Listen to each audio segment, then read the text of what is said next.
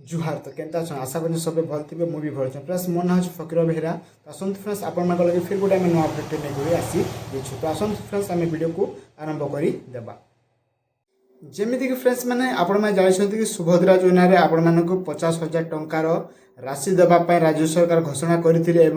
पूरण करने को जाऊँगी। तो फ्रेंड्स मैंने देखो सुभद्रा योजना आपण जमीक जानी कि पारे आपण मानक 50,000 टंका दिज्व नहीं यह आपण मानक 5,50,000 लेखाए आपण मानक मोट 10 किस्ती आपण मानक 50,000 टंका बंटन करा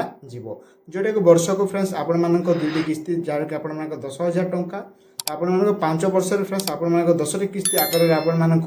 50,000 टंका देवार निष्पत्ति नहीं राज्य सरकार। तो फ्रेंड्स मैंने आपण को मन थी कि जिते बीजेपी सरकार सत्ता को आसला यही सुभद्रा योजना शुभारंभ करते अनेक महिला को योगदान करे कि से माने परिवार भरण पोषण करने कि बिजनेस करने कि अनेक साहाय्य करते जोटा कि सुभद्रा योजना आकार में किसी टंका आपण मानक जोगाई देते। तो फ्रेंड्स मैंने आज मेन लक्ष्य हूँ सुभद्रा योजना। तो फ्रेंड्स मैंने देखो आपण परिवार सुभद्रा योजना टंका पाऊे निश्चित भाव आपण परिवार पाऊे आपण मैंने भल भाव जानी कि सुभद्रा योजना प्रति आपण मानक प्रति वर्ष आपण मानक 2टी किस्ती आकार में आपण मानक 5,50,000 लेखाएं आपण मानक 2टी किस्ती आपण मानक 10,000 टंका देता राज्य सरकार। तो फ्रेंड्स देखो वर्तमान सुधा आज पर्यंत 4टी किस्ती दे सारी जोड़ा कि गत मार्च 8 तारिख दिन आपण मानक 4 नंबर किस्ती टंका आसीला सुभद्रा योजना वर्तमान 4टी किस्ती सरी जाइए मोट आपण 6टी किस्ती बाकी रहा जोटा कि 30,000 टंका आपण मानक देवे सरकार। तो आप 20,000 टंका पाई सारी। तो देखो फ्रेंड्स मैंने जो मैंने भी नूतन भाव अप्लाई करने चाहते तो फ्रेंड्स वर्तमान पोर्टाल टी लाइव अच्छे आपण मैंने अप्लाई करेंगे जोटा कि एप्रिल 1 तारिख आरंभ हो सारी आपण मानक एप्रिल 30 तारिख पर्यंत आपण मानक साइट टी चलो यदि आपण मानक जहाँ एप्रिल 1 तारिख सुधा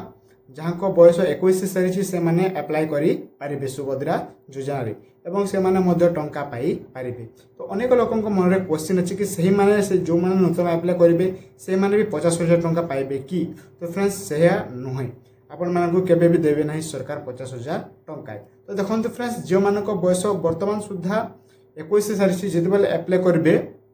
आपण मानक प्रथम किस्ती रू आपण 5,50,000 टंका पाइबे जोटा कि फ्रेंड्स 5 वर्ष रे यही टंकाटी आपण मानक समाप्त होगा जाऊँगी। देखो जमीक आप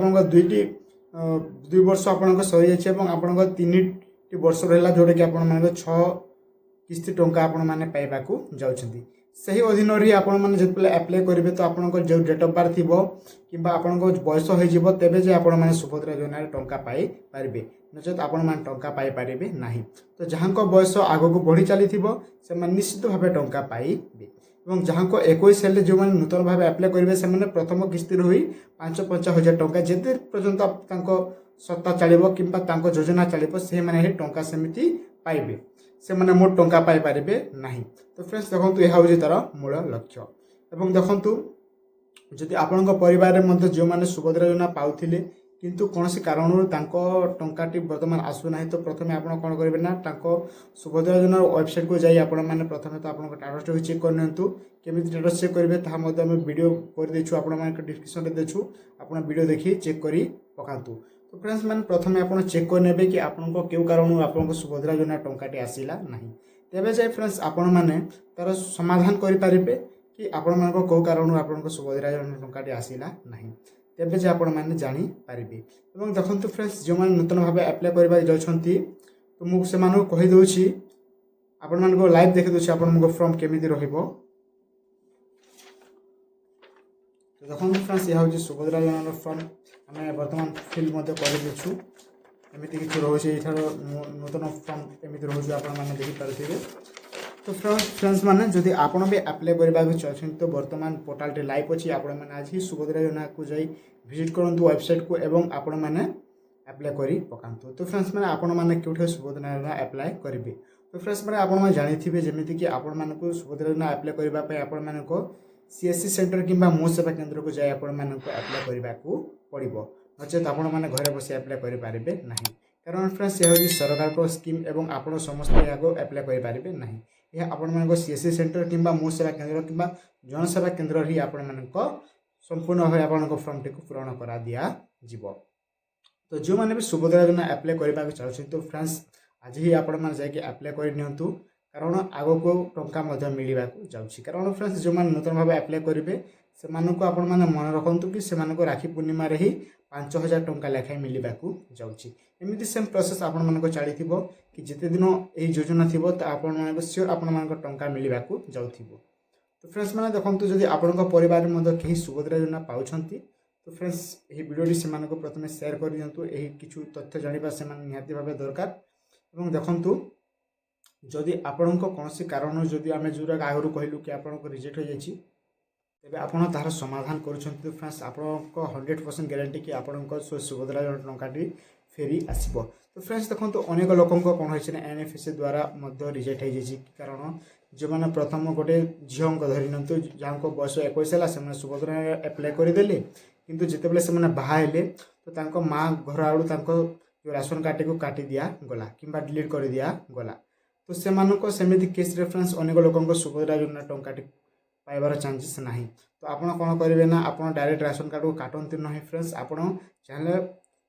बेनिफिशियरी को आप ट्रांसफर करेंगे कि फैमिली मध्य ट्रांसफर कर दिंतु डायरेक्ट आप राशन कार्ड को डिलीट करेंगे ना जहाँद्वारा कि सुभद्रा योजना वंचित रही कटब ना। तो फ्रेंड्स मैंने देखो अनेक केस एमती आसूँ आम पाखक कि एनएफएसए हो कि जोटा कि रहा एग्रिकल्चर रे हो कि इनकम टैक्स हो तो देखो फ्रेंड्स अनेक लोक पाखे जमी ना किंतु 10 एकड़ 15 एकड़ शो करुच्ची तो एमती भूल भाल आप चेक कर थे आप टाटा को सियोर आपण मैंने सुभद्रा योजना को विजिट कर आप चेक करेंगे और केते जन फ्रेंड्स इनकम सोर्स मत देखा जहाँ को से 2.5 लाख टंका इनकम नथिले से सुभद्रा योजना कटि जाए फ्रेंड्स जदि आप इनकम टैक्स भरुवे कि आप आईटी डिपार्टमेंट थे तेज आपण सेमती शो कर नचेत आपण किसी एमती शो कर तो यह आप भल भाव जांच कर नियंतु जदि आपण केस एमती थाए तो फ्रेंड्स मैंने आपण आज ही सुभद्रा योजनार तार वेबसाइट को आप चेक कर नियंतु एवं किछु आपण जदि बुझी न पारती तो फ्रेंड्स आम देखे दूसु आ गोटे आपण अच्छी जोटा कि फ्रेंड्स देखो सुभद्रा योजनार हेल्पलाइन नंबर जोटा कि 1467 तो आपण मैंने कॉल करके आप घरे थी बुझीपारे कि आपण कौन टंका आसू ना। तो फ्रेंड्स मैंने जब आपने चाहिए तेज नंबर डिस्क्रिप्शन दे दूँ आपण मैंने संपूर्ण भाव तथ्य बुझी पारे। तो यह फ्रेंड्स आज किसी अपडेट आई होप आपण टे हेल्पफुल होती हेल्पफुल होती तेज वीडियो को निश्चित भाव शेयर करने और चैनल को सब्सक्राइब कर दिंतु। धन्यवाद पुणी देखा गोटे नुआ टॉपिक रे।